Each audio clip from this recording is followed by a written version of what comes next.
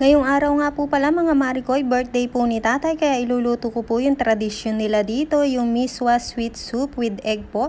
At nagpakulo na nga po pala ako dyan ng tubig na may pandan, nilagyan ko nga rin po pala ng asukal. At nagsalang na nga rin po pala ako rito ng panibagong tubig mga Marikoy. Dito po natin ilalagay yung ating miswa. Kung sa atin po, ang tradisyon po natin, pansit at spaghetti, pampahaba po ng buhay. Dito naman po yung miswa sweet soup with egg po mga Marikoy. At eto na nga po pala yung ating isang itlog. Nilaga ko po rito sa may pinaglagaan natin ng pandan at saka sa may asukal po. Pero half cook lang po ang gagawin natin mga Marikoy.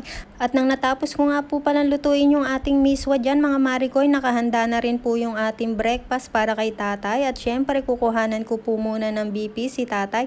At meron po tayong pa-surprise kay tatay. Sana po magustuhan niya mga Marikoy.